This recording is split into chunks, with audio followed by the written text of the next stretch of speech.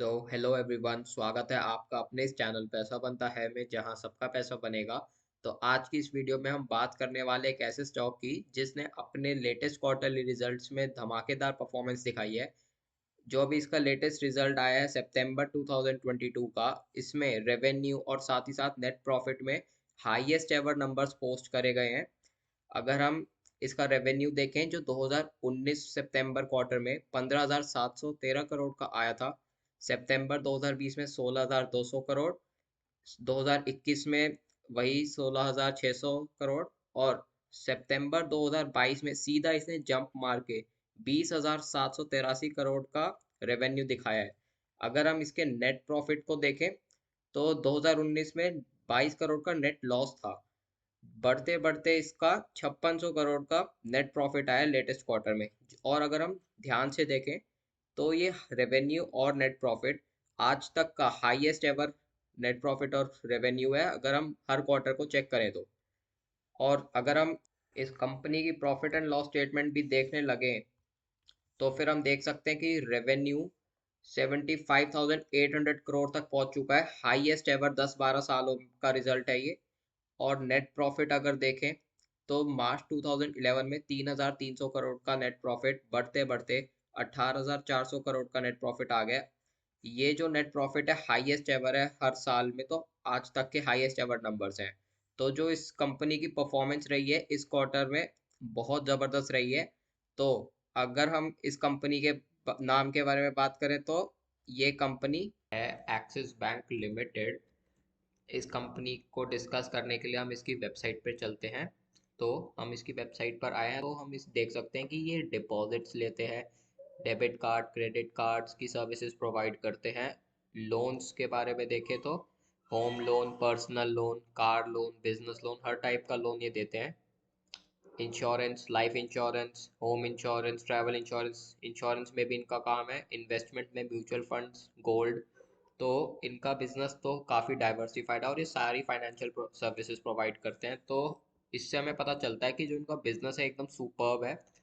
हमने इनके नंबर्स भी देखे तो इन नंबर से भी हमें पता चलता है कि बिजनेस में कोई कमी नहीं है, एवर ग्रोइंग बिजनेस है। अगर हम इसकी मार्केट कैप के बारे में बात करें तो इसकी मार्केट कैप करंटली 2,74,000 करोड़ की है। और स्टॉक पीई 14.9 पे ट्रेड कर रहा है, जो कि अगर इसकी बाकी पीयर कंपनी से कंपेयर भी करें तो बहुत अच्छा पीई है ये। ROE जो होता है उसका मतलब रिटर्न ऑन इक्विटी होता है, जो कि 12.7% है इस केस में। एक्सिस बैंक एक बैंकिंग कंपनी है और return on equity banking companies में 12.7% एक बहुत अच्छा माना जाता है। डेट टू इक्विटी की बात करें तो 8.64 है ये एक बैंकिंग कंपनी है तो इसलिए इसका इतना ज़्यादा डेट टू इक्विटी रेशियो है। बिकॉज बैंकिंग कंपनी का मेन बिजनेस ही लोन लेना और देना, मतलब ये काम होता है। तो इससे हमें पता चलता है कि इनके नंबर्स तो काफ़ी स्ट्रांग है। अब सोने पे सुहागे वाली बात तो ये है कि हमारे पास इसका एक टेक्निकल चार्ट पैटर्न बहुत बढ़िया डेवलप होता हुआ दिखाई दे रहा है, जिससे हमें टेक्निकल टारगेट भी मिलेगा। तो सबसे पहले तो एक शॉर्ट टर्म टेक्निकल टारगेट दिखाई देता है, जो कि ये डेप्थ हमने यहाँ पहले से मेजर करके रखी हुई है।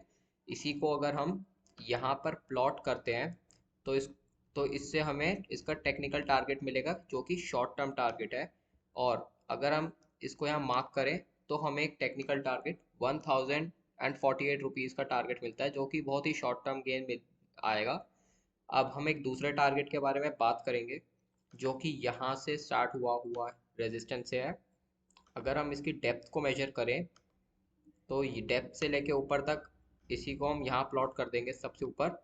और इससे हमारा जो टारगेट आता है वो शॉर्ट टर्म टारगेट है 994 का, जो कि ऑलमोस्ट 1,000 तक हम स्ट्रेच कर सकते हैं। तो एक टारगेट हमारा 1,000 रुपये का है और एक हमारा 1,500 1,048 रुपीज़ का टारगेट है। अगर अब हम इसको लॉन्ग टर्म टारगेट पे देखें तो हम चले गए वीकली चार्ट पे। वीकली चार्ट पर भी सिमिलर पैटर्न काम करेगा। तो वीकली चार्ट पे अगर हम यहाँ रेजिस्टेंस लाइन ड्रॉ करें और इसकी डेप्थ को मेजर करें बॉटम से, तो फिर इसका जो लॉन्ग टर्म टारगेट हमें मिलता है वो 1,327 रुपये का टारगेट मिलता है लॉन्ग टर्म में। और करंटली ये 892 के प्राइस पर है। तो बहुत बढ़िया गेन मिलता हुआ नज़र आता है। यहाँ पे शॉर्ट टर्म में भी दो टारगेट्स हैं और लॉन्ग टर्म के लिए तो आ ही गया है हमारा लंबा टारगेट वीकली चार्ट पर देखने पे। तो एक्सिस बैंक में हमें टेक्निकल सपोर्ट मिल गया है, फंडामेंटल तो हमने इसके देख ही लिया कितने सुपर्ब है। तो ओवरऑल ये कॉम्बिनेशन बहुत अच्छा रहेगा फ्यूचर ट्रेड्स के लिए। पर मेरा डिस्क्लेमर यह है कि यह कोई बाय और सेल की रिकमेंडेशन नहीं है। जो भी डिसीजन आपको लेना है अपने फाइनेंशियल एडवाइजर से कंसल्ट कर कर ही लेना है। मेरा मकसद सिर्फ समझाना है। अगर आपने चैनल को सब्सक्राइब नहीं किया है तो ज़रूर कर लें और अपने दोस्तों के साथ भी इस वीडियो को शेयर करें। अगर आपकी फिर भी कोई डाउट या क्वेरी है तो उसको कमेंट बॉक्स में ज़रूर डालना। I will reply as soon as possible. तो आज की इस वीडियो में इतना ही। Thank you so much for watching.